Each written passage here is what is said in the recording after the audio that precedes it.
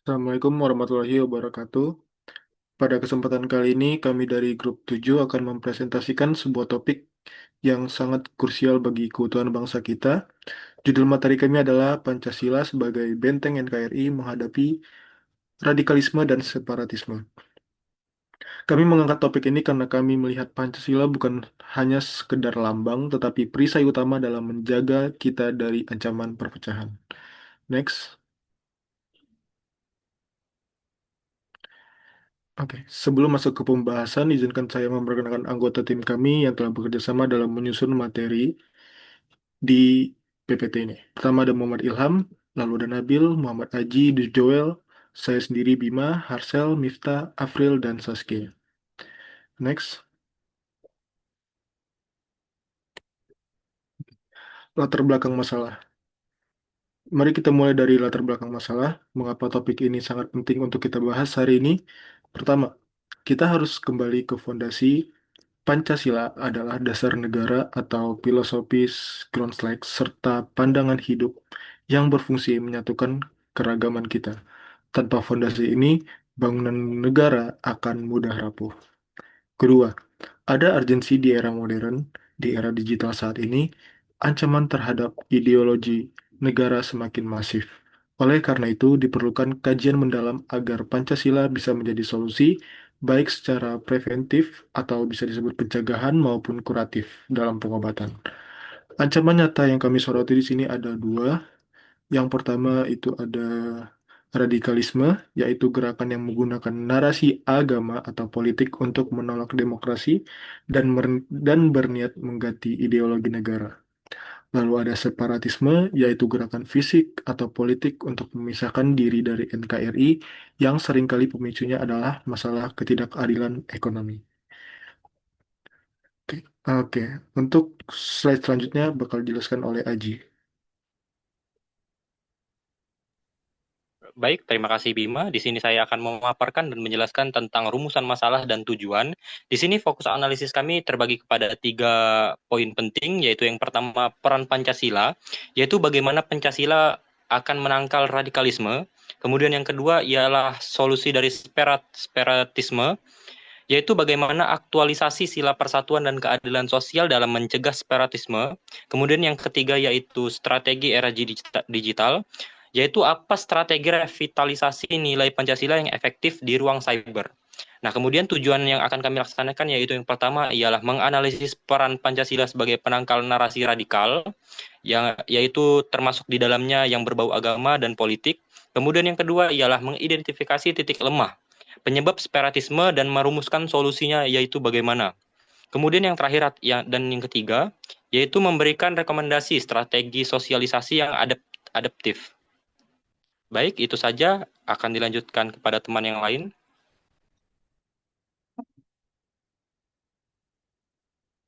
Hmm,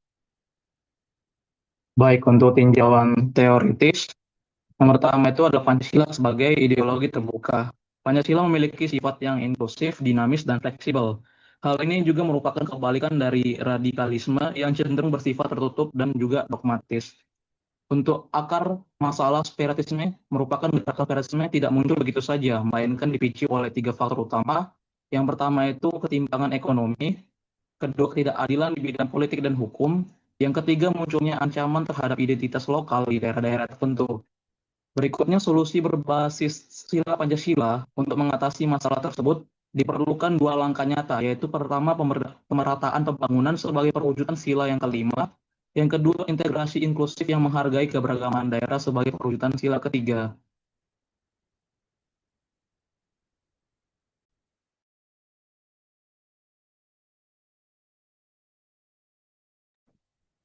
Baik, di sini ada metode penelitian. Yang pertama kita ada pendekatan yaitu kualitatif dengan jenis studi pustaka atau library research. Lalu ada sumber data yang dimana normatif UUD 1945, ketetapan MPR, dan juga ada teoritis, buku filsafat dan juga teori konflik. Lalu ada konstektual, laporan BNPT, BPIP, dan juga jurnal ilmiah. Yang terakhir ada teknik analisis, yaitu analisis isi deskriptif, kritis atau kualitatif konten analisis.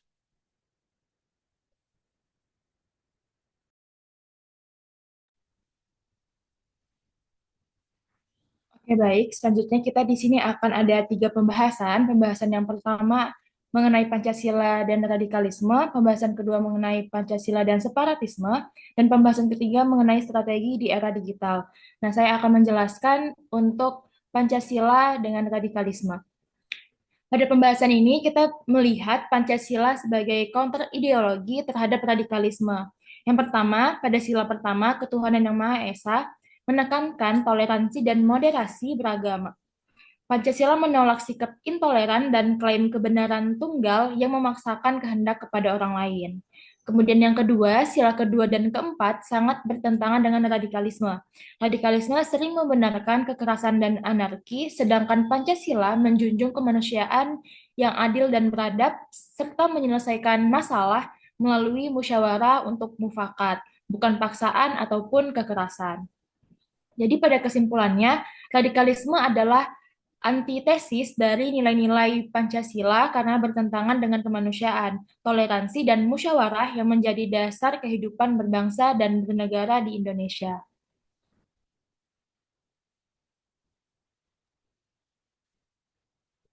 Oke, baiklah. Di pembahasan kedua ini kita akan membahas Pancasila versus separatisme.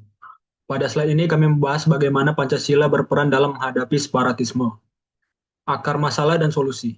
Separatisme pada umumnya tidak hanya disebabkan oleh perbedaan identitas, tetapi lebih sering muncul karena adanya perasaan terpinggirkan akibat ketidakadilan pembangunan di suatu daerah. Maka dari itu, solusi Pancasila menawarkan melalui aktualisasi sila kelima, yaitu keadilan sosial bagi seluruh rakyat Indonesia. Artinya, pembangunan harus dilakukan secara adil dan merata, sehingga tidak ada kelompok atau wilayah merasa dianaktirikan dan memiliki alasan untuk memisahkan diri. Selain itu, sila ketiga Persatuan Indonesia menekankan pentingnya persatuan yang tetap menghargai otonomi dan kekhasan daerah. Dengan pendekatan ini, masyarakat daerah tetap merasa diakui dan menjadi bagian utuh dari Negara Kesatuan Republik Indonesia. Selanjutnya akan dijelaskan oleh Saskia.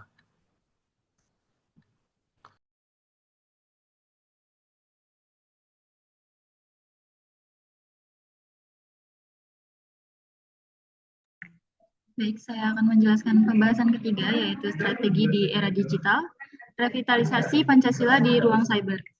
Poin pertama yaitu konten kreatif, beralih dari doktrin kaku ke konten visual dan interaktif TikTok atau YouTube yang relevan dengan anak muda.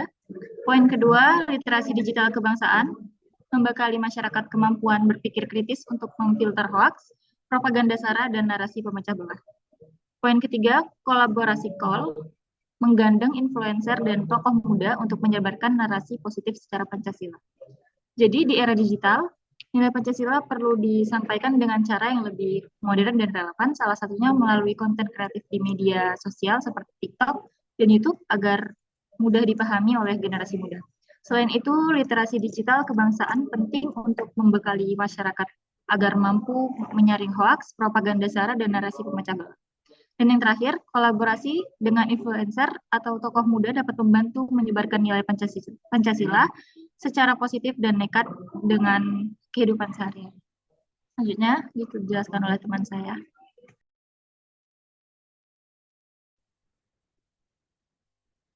Baik, untuk tantangan dan solusi yang akan kita hadapi untuk mengatasi isu ini, yang pertama adalah menggunakan metode sosialisasi kaku, yang dimana di sini kita akan menyampaikan nilai Pancasila yang bersifat indoktrinasi, pasif, dan verbal, yang dimana hal ini sebenarnya kurang menarik bagi generasi muda. Yang kedua ada propaganda cyber, masifnya penyebaran narasi radikal, hoax, dan isu separatis yang memecah belah di media sosial. Dan juga adanya akar separatisme, yang dimana dengan adanya ini, ketimpangan pembangunan dan ketidakadilan sosial di daerah-daerah tertentu dapat memicu konflik. Nah, bagaimana solusinya? Solusinya yang pertama adalah dengan melakukan konten kreatif yang bersifat adaptif, yang dimana fungsinya adalah untuk mengubah edukasi Pancasila menjadi konten visual ataupun digital, yang dimana hal ini bersifat interaktif dan juga relevan. bukan menggurui, dan juga bisa diupload seperti di platform TikTok ataupun YouTube. Yang kedua ada literasi digital kebangsaan, membekali masyarakat kemampuan filter ideologi untuk menolak propaganda radikal dan narasi pemecah belah secara mandiri. Yang terakhir, pembangunan afirmatif, mempercepat percepatan kebijakan pembangunan yang merata pada sila keadilan sosial yang dimana untuk wilayah rentan untuk menghilangkan pemicu separatisme.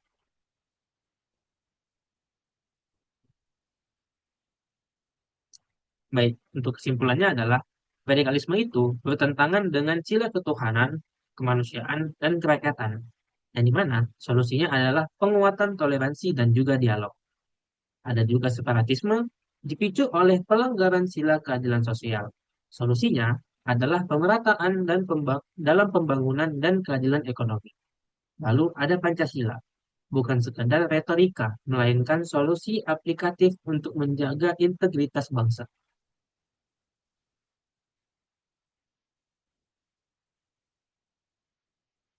Sekian dari kelompok kami yang dapat kami sampaikan, kurang lebihnya mohon maaf.